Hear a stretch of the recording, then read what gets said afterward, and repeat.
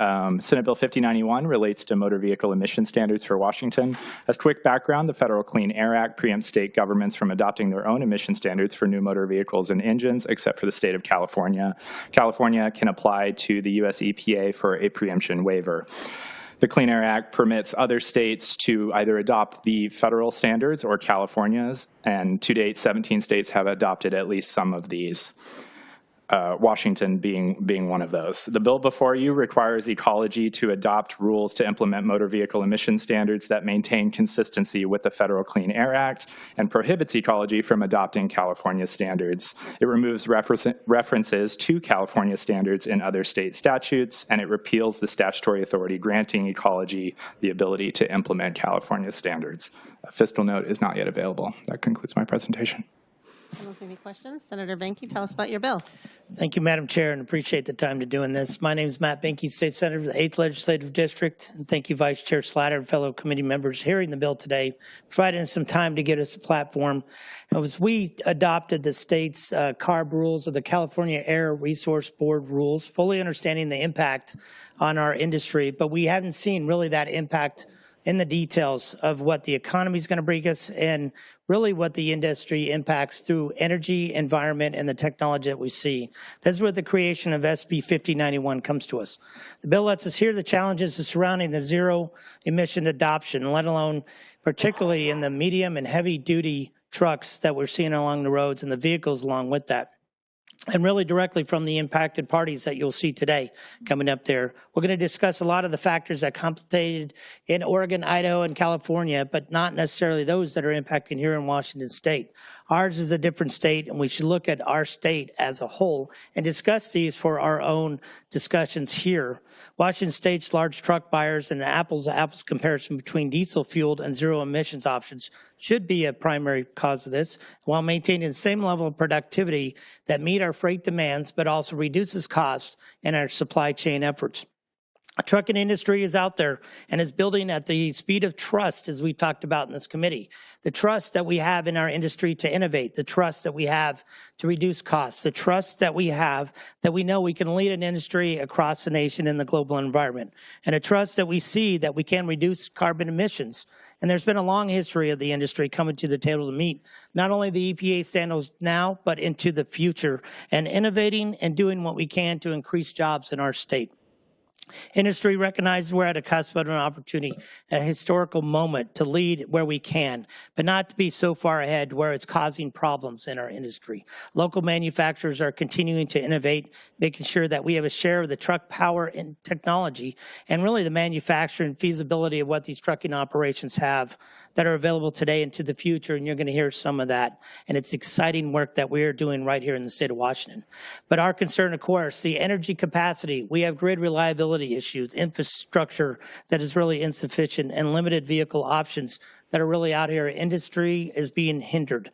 It's uncertain how our state initiative programs are going to be out there for purchasing the medium. We've had those discussions here and also in the transportation. It's going to be budget concerns that we're going to be grappling with the next couple of weeks as well. So like any major shift in history, look at the building, the trust that we see today. The trucking industry needs time to overcome some of these initial challenges. So SB 5091 puts the state and industry on a level playing field where we can, along with the rest of the nation, and where it is the industry needs to remain competitive, preserve jobs, and maintain the supply chain resiliency. And I would add the competitive leadership that we have in the state, but we should take that, we never take that for granted. So I offer this up. Any questions from the committee? I don't see any questions, which is good because we got 28 testifiers in 30 minutes. Madam Vice Chair. No pressure for anyone. Okay, I'd like to call up Jeffrey Pack, please. It looks like a remote sign-in, and Alex Shea. And there will be a 1-minute timer.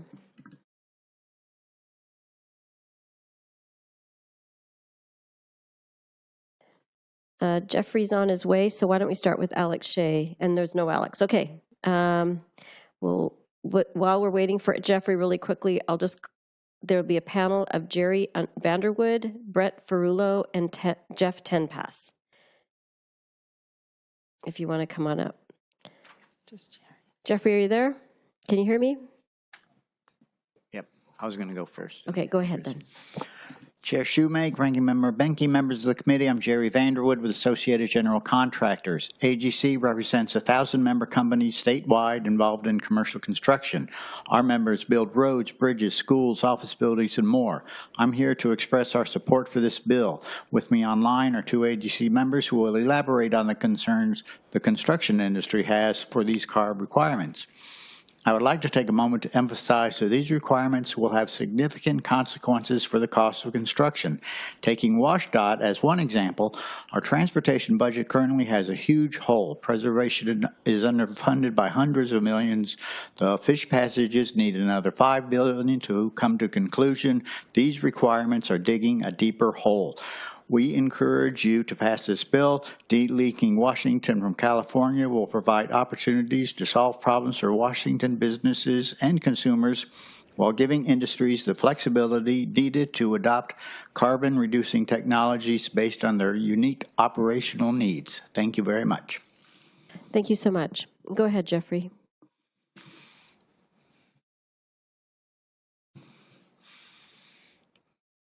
Quick question, is this the emissions testing bill? I was misunderstanding what people were saying there. This is 5091 motor vehicle emissions, yes. Oh, okay, my apologies, sorry. Let me get my notes back up here again. Okay, thank you for answering that. My name is Jeff Pack, representing Washington Citizens Against Unfair Taxes, and we are strongly objecting to the bill. I'm really trying to struggle right now to understand why anyone even supports this bill. It kind of appears to be a thinly veiled attempt to generate more money, has little to do actually with clean air, and serves to make an attempt to get multiple classes of vehicles off the road. While it exempts many older vehicles, it kind of hides even those vehicles that may not be licensable due to refrigerant used, if I'm following this bill correctly. This wasn't brought up in the status report.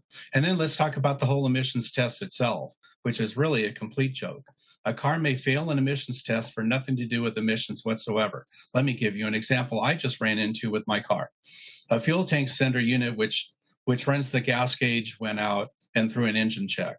Has 0.0 to do with anything emissions related whatsoever, yet it failed to test. It appears any check engine code thrown fails to test emissions related or not. The testing is poorly implemented. That's all. Thank you, folks. Thank you so much. Okay, Brett Ferrulo and Jeff Tenpass. Sorry, Jerry, didn't put them in order there for you. Okay. Hey, Chair Shoemake, members of the committee, my name is Brett Ferrulo, and I'm co-owner of Northwest Construction located in Bellevue. We own a fleet of Class 8 heavy-duty trucks, and our 50-plus drivers are members of the Teamster Union. The current diesel engine technology eliminates 94 to 98% of all particulate and NOx pollutants. If we did nothing else except further implement the current diesel engine technology, our air would be clean. Class 8 trucks cost about $300,000 today, and they can work an 8 to 10-hour day on a tank of fuel. An EV truck costs $560,000 and operates half the miles due to its charge. I'll now have to buy 2 trucks to do the work of one. What costs $300,000 today will cost $1.1 million if we adopt California's rules or maintain them. This is not a trade-off of clean air versus profits. The current technology already reduces pollutants by 94 to 98%. The cost impacts resulting from this rule will not materially improve the air that we breathe. Thank you. Thank you so much. Jeff Tenpass. Hi, Chair Shoemake, members of the committee. I'm Jeff Tenpass, CEO and partner of BAI Environmental Services in Linden, Washington, in the 42nd. We're a specialty contractor that provides services for the oil and gas, construction, commercial, and municipal sectors. We employ about 100 people in Whatcom, Skagit, and Island counties. Related to SB 5091, we operate around 35 commercial vehicles. Today, I'm asking you to vote yes on SB 5091. We appreciate the goal of reducing carbon emissions, but the current policy will backfire. Because of the high cost of electric vehicles, approximately 2 to 4 times the cost of standard vehicles, companies will have to hold on to current fleets, which are less efficient than the newer, more efficient internal combustion engines. Plus, the cost of charging stations will be another cost for companies. This will be a challenge, perhaps unattainable for smaller firms. This policy is coming online in Washington State during the time of significant transportation funding challenges, as WashDOT and others have reported. The transportation budget already has $1 billion shortfall in the short term. It's projected to be much worse in the long Thank term. you, Mr. Tenpass. We're just Thank running you. out of time. Appreciate it. Please feel free to send your testimony in writing as well. Okay, Sherry Call, Sean Waters, and Carl Hergart. If you're here, please come on up. And on deck would be John Barnes, Steve Gordon, and Olin Hunter. As soon as you're seated and you're ready, go ahead. Excellent. Thank you so much, Chair Shoemake, members of the committee, and thank you, Senator Banky, for bringing this bill forward. Sherry Call with the Washington Trucking Association here in support of Senate Bill 5091, which aims to delink Washington State from California Air Resources Board policy. The irony in this policy is in order for us to make any change to the impacted segment that we're concerned about, which is the medium and heavy duty space, we have to delink ourselves entirely in order for us to make that change. We're in favor of delinking or at least a delay so industry can come to the table. I've got some excellent stakeholders lined up today, and I think you'll see some thoughtful positions on this topic. Thank you so much.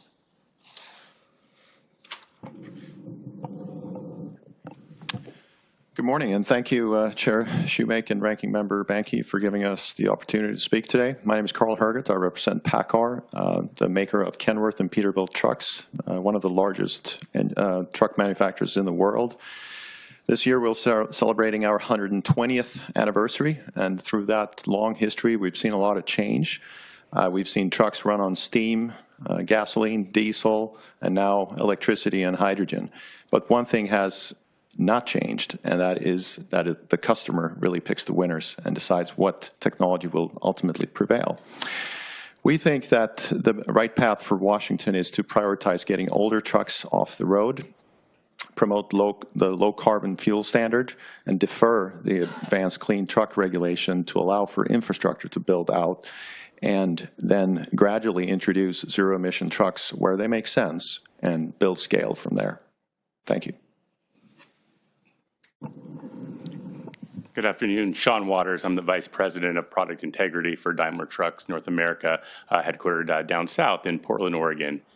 Thank you for giving us the time to testify today. This is a super complex topic, and we're not going to cover much in 1 minute. So let me just get to 2 important points. In the Class 8 tractor category, of which we have about 40% of the market share, we've sold 3 electric tractors in the last 3 years. That will enable us to sell 39 diesel trucks this year in the state of Washington. Our normal market's about 500. So those new clean diesel trucks that are available today aren't going to be able to be purchased because of the ACT rule. Second, in order to comply with the ACT rule over its life, the state of Washington needs about 77 chargers to be coming online a week, starting 6 weeks ago. There's not enough charging available in the state. That's the reason why customers aren't buying them. Thank you. Quick question, Carl. PACCAR is such a leader in sort of novel technology for trucking, and I know you've done some work in EV trucking. Can you just talk a little bit about just briefly about how advanced that is right now? Yeah, I'd be happy to. Thank you for the question. We have, not only are we a leader in clean diesel technology, but we've made big investments in zero emission technology, including a full portfolio of battery electric trucks and establishing a $3 billion domestic manufacturing battery cell facility in northern Mississippi. And these are very expensive, it sounds like, and it's tough to sort of transition them in, is what it sounds to me like. But are these long-haul trucking trucks, the EV ones? Yeah, we cover the whole portfolio from class 5, 6, and up to 8. Do you do tours?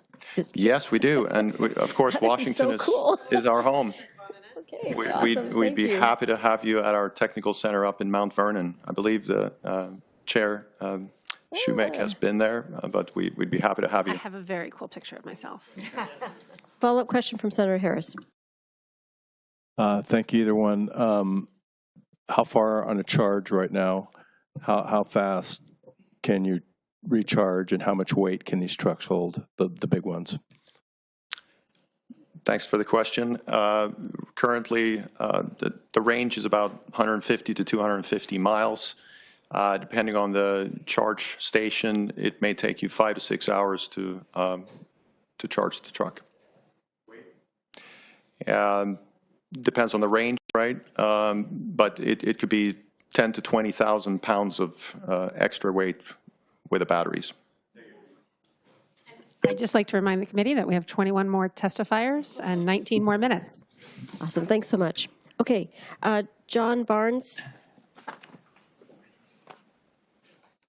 John Barnes, Steve Gordon, and Olin Hunter, and I think Olin Hunter is remote, so come on up, and as soon as you're ready to go, please proceed, because I'm in trouble now.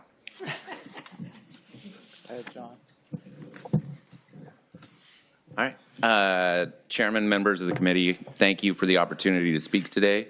John Barnes, I'm with Tech Equipment. We're the franchise Mack and Volvo dealer for a majority of the West Coast. We're no stranger to EVs. We've actually sold more Class 8 EVs than any other dealer group in the United States. So we're not against it. This being a California regulation, I think a good perspective is to look at California. California spent 3 to 4 years and billions of dollars developing the infrastructure and the technology. Then now we fast forward, the regulation has been in effect in California for 1 year. We've seen 70% decrease in Class 8 vehicle sales in California. To put that in perspective, in Washington, that's roughly $390 million in sales that would not be coming next year. So last year, when we looked at our order board, we had 450 trucks on order. As of right now, we have 0 on order. That's all. If I'm available for any questions, thank you. Thank you so much. Steve? Hi, thanks for having us here today, committee members. Steve Gordon. I represent Gordon Truck Centers, which is Freightliner dealer throughout the West with 7 locations here in Washington. We sold those 3 EVs that Sean earlier mentioned, so they're not exactly jumping off the shelf. So, you know, the challenge is that anytime you talk to a trucker, it's a hyper-competitive industry, and so if you're going to charge them 3 times as much for the initial purchase price, you just don't find a lot of buyers for that. Plus, they're 10,000 pounds heavier. They go 1/5 of the distance. They're just not quite up for the job today of the trucking industry. Trucking moves 75% of the economy, so it's vital to how we all get our goods. It's also an interstate marketplace. So if you impact Washington, that's one thing, but these buyers can just go across the border to Idaho, where we do have a dealership location, by the way, and we can sell trucks that aren't subject to these same regulations and EV mandates. So we just would like to see us de-link and move on and have our own solution for Washington State here in Washington rather than rely on California. Quick question for Steve. Real quick, you mentioned something earlier about same kind of discussion going on in Oregon. Can you touch that real quick, or what you're hearing from the other states? Yeah, unfortunately, we also have a lot of dealership locations in Oregon, and we are the truck dealer on the West Coast, not selling any trucks in Washington and Oregon because they're subject to the same act or rule that they adopted the same position that Washington and the other states have. Thank you so much. Olin Hunter? Yes, can you hear the audio okay? Yep, see you and hear you. Go ahead. Excellent, great. Thank you, Committee Chair Shoemake, Ranking Member and Bill Sponsor, Senator Banky, and committee members. My name is Olin Hunter. I'm the Vice President of Dobbs Truck Group. I appreciate the opportunity this morning to testify in support of SB 5091. Our company operates 8 commercial truck dealerships in the state of Washington, employing over 250 people that sell and support those heavy-duty trucks, which are the backbone of our nation's supply chain. As a result of adopting California's ACT rule here in Washington, our business has been able to place 0 new truck orders for customers that want to purchase diesel trucks, resulting in a significant loss of income and also resulting in less tax revenue for the state. Our customers are evaluating alternatives, including buying older, more polluting trucks, or in fact, moving their transportation businesses out of state, both of which are not good for the state of Washington. So in closing, I would urge the committee to support passing SB 5091. Perfect. Thank you so much. Okay, Mike Chester, Eric Badger, and Jim Contreras, and I believe Eric is on remote. Eric, if you can hear me, why don't you go ahead and begin, and while everyone's coming up.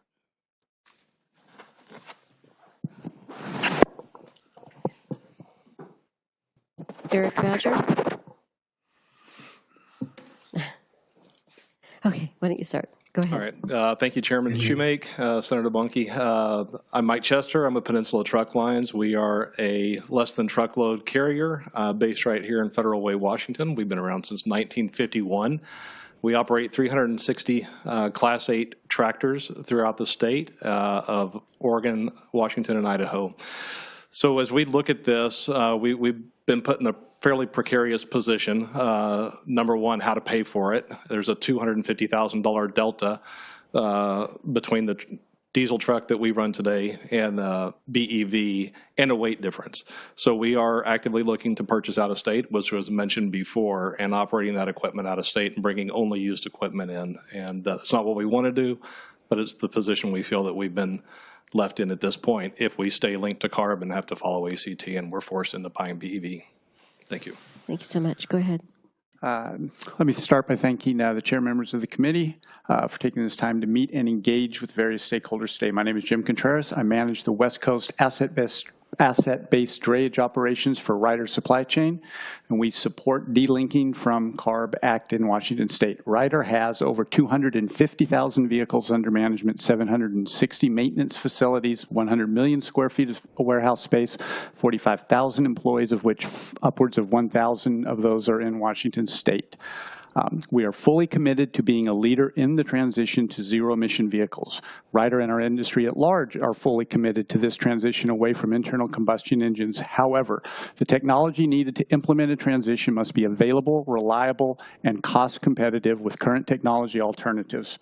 Recently, Ryder at our customer's request examined impacts of implementing an all-EV fleet in the resulting white paper, I believe some of you have been shared with members here, shows estimates up to nearly 114% increase in total cost to transportation.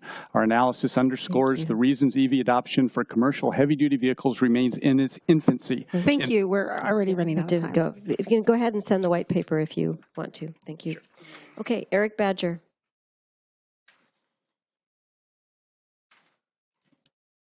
Good morning. Thanks for the opportunity to comment today in support of this bill. I represent our trucking company, LTI Inc. and Milky Way. Milky Way is a leading milk hauler in the Pacific Northwest and the state of Washington. We are one of the most efficient milk hauling fleets in the nation by maximizing every load, by building lighter tanks and customizing our truck designs. We do this so our fleet can efficiently haul more than 2+ million gallons of milk per day. We support this bill because we see the unintended effects ACT has on our business and our business partners, and we know Washington can do better. Currently, there is not a single zero-emission tractor being produced that will work for our operations. Our fleet of more than 300 tractors work up to 24 hours per day. Drivers slip sheet, and there's not a single tractor that will work for our operations, plus the 2.5 times capital cost. At our payloads, the range of these zero-emission tractors is only about 150 miles. For us, on average, that would only be about a half of an average driver shift, further reducing our productivity. Thank you. Eric, go ahead and send that by written testimony if that's okay. We're just in a rush here. Thank you. Corey Daniels, are you here? Come on up. Corey, Joelle Bouchy, who I think is on remote, and Tara Lynn Frey, as well as Christine Cooley. Hello, my name is Corey Daniels. Thank you for allowing us to do this today. I'm the general sales manager for Pape Kenworth. We're the Kenworth dealer for Western Washington, everything west of Yakima. You've heard a lot of incredible statements as to the economic and how unaffordable the electric vehicles are. I'd like to give you an idea of how much it will cost the state to not have the tax revenues that will be coming in from this from the 7 major manufacturers within our state who all have dealers. Pape Kenworth averages about 500 Class 7 and 8 truck sales per year in the state, generating approximately $13 to $14 million in complete tax revenue. You multiply that times the 7, we're all about the same. You're darn near $100 million of lost revenues. This year, we have 42 total trucks that we can sell. We have a staff of 10 salespeople. 42 won't feed a single one of them. We pay out approximately $2 million in commissions per year. This year, we will 2.2 last year, and this year it'll be cut by $2 million. So you're affecting the lives and families of people who have made careers in this industry that don't have an option and don't have something that they can sell. Thank you. Yes, Thank ma'am. you very, very much. Joel Bushi? Are you there?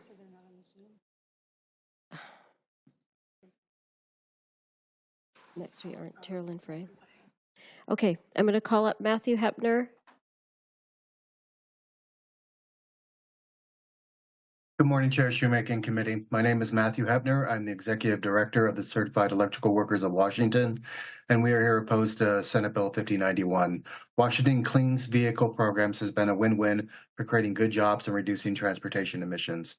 Advanced clean trucks and advanced clean cars are expanding opportunities for Washington's skilled electrical workforce while reducing harmful diesel pollution. Electrical workers are essential for clean energy economy. Installing and maintaining EV charging infrastructure not only creates good family wage jobs, but also opens up pathways to apprenticeships in the electrical industry. As the federal government cuts funding to the National Electrical Vehicle Infrastructure funding, we lost roughly $75 million worth of work here at home. Washington must remain a leader in creating energy jobs and protecting our clean vehicle rules. Supporting these programs protects jobs and apprenticeships, and employs the skilled workers needed to power clean cars and trucks. Please oppose Senate Bill 5091. Thank you. Thank you. Margaret, if you're there, please go ahead. Hello, and thanks for the time. Really appreciate the opportunity to comment and show opposition to this bill. Zeem Solutions is Can you a just company state your name for the record, please? Oh, I'm sorry. Margaret Bolter with Zeem Solutions. Yeah, and Zeem Solutions is a company that builds shared charging infrastructure, and we're really excited to be investing in Washington. We have a site coming online in SeaTac, Washington, at the end of this year. We're going to have 42 fast charging ports that can serve 250 vehicles per day, predominantly Class 8, and park and charge over 70 vehicles overnight. And that's a 7.5 megawatt interconnect. We have a good story in California. We have a site outside of LAX that is profitable at the site level. We're doing 800 to 900 charge sessions a day, and we've dispensed over 6 million kilowatt hours. So just wanted to share that good news, and thank you for the opportunity. Thank you so much. Alyssa Berger. Hi, everyone. My name is Alyssa Berger. I'm a Regional Policy Director for CalSTART, which is a national clean transportation nonprofit. And for the last 30 years, we've been focused on developing, assessing, and implementing large-scale zero-emission transportation solutions. I'm here today because I would just, first of all, like to applaud Washington's leadership as it relates to cleaner air and cleaner vehicles. While we're supportive of both ACC2 and HDO, I do want to focus on ACT here today. ACT will help bring down costs, and it's already doing so for manufacturers and fleet operators. This is also we're at a unique point in history with this rapid technological innovation as it relates to zero-emission vehicles. Washington has already deployed hundreds of zero-emission trucks across classes 2B through 8 in terms of being able to comply at the early stages of the Advanced Clean Trucks rule. Washington is in a very... Thank you so much, Alyssa. I'm sorry we've run out of time. Okay, Leah Missick, Kate White-Tudor, and Mia Ayala Marshall.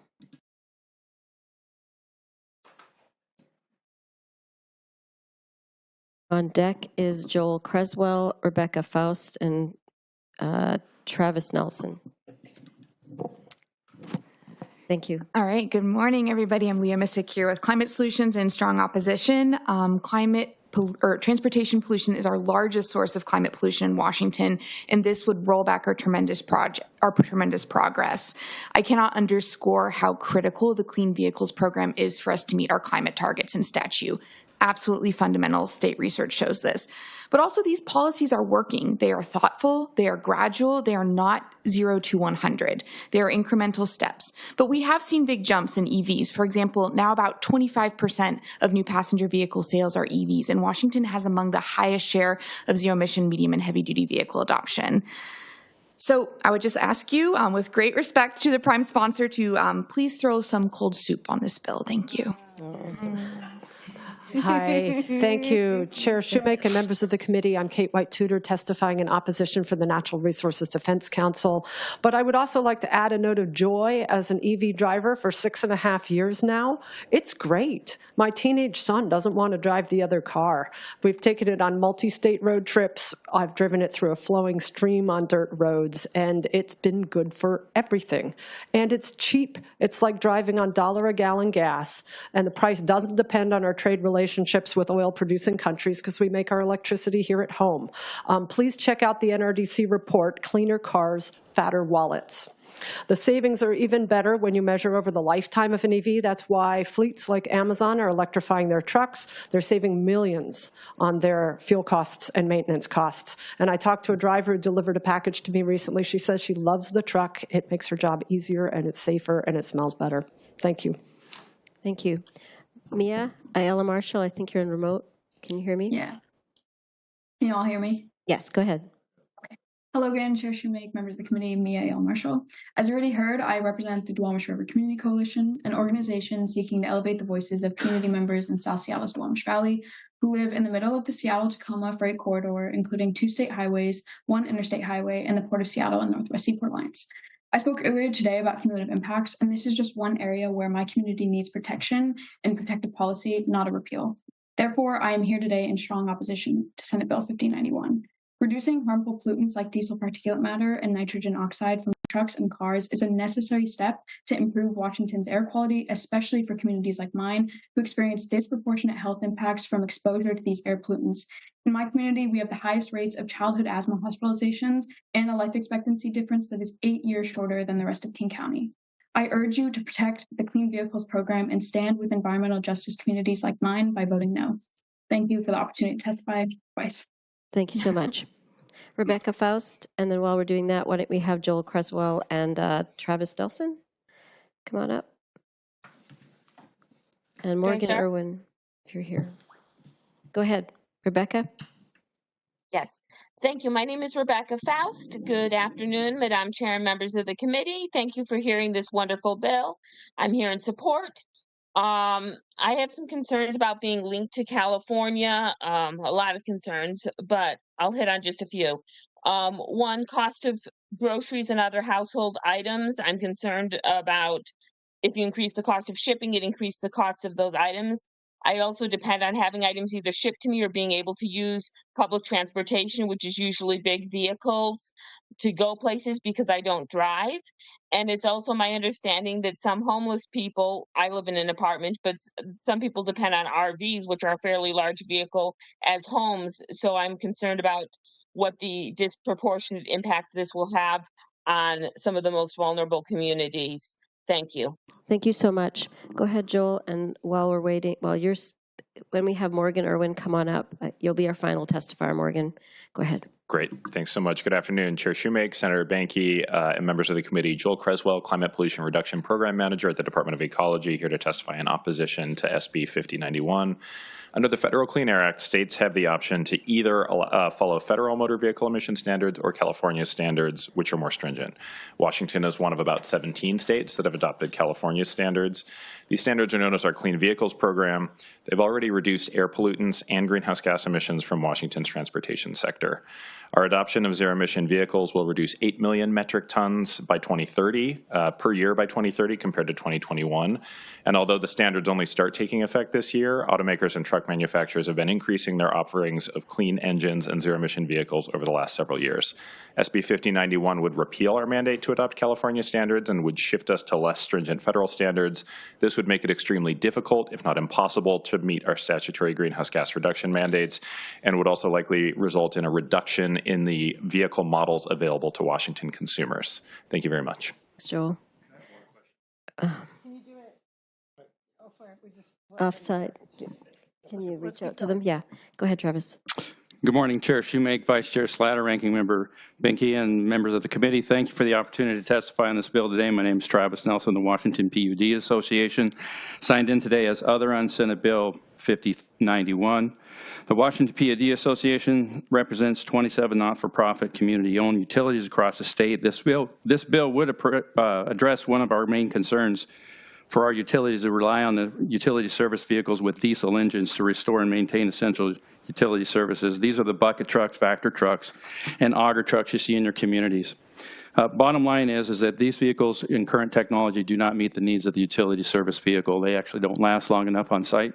Some of the crews have to stay on site for days, and they actually use these vehicles for shelter from the cold and from the heat. So I'm signed in as other to provide additional information. We provided a letter to the Department of Ecology on this information, and we'd be happy to share that with the committee. Thank you. Thank you. Hi, Morgan. Come on up. Okay. Thank you, Morgan Irwin, representing Association of Washington Business, and we are signed in pro. Just a couple of quick things on this. This doesn't affect passenger vehicles. This is about our heavy trucks, our Class 7, Class 8, the big, heavy vehicles you see out there. When we see fleets like Amazon trying to modernize their fleets and take advantage of the new technologies coming out, they're doing that, but they're doing that in the light duty, not in the heavy duty, which is what we're talking about today. We thank you very much for having this hearing today, having the chance to hear from industry experts, really from both sides, and we look forward to working collaboratively with all sides to try to move forward and find a solution that works for Washington State and doesn't cripple us by taking away an existing technology before the next one's ready. Thank you. Thank you so much, Madam Chair. That's final testifier, Pro 1846, who chose not to testify, Con 665, other 5. That closes the public hearing for 5091 and adjourns our meeting. The meeting is adjourned. Bam.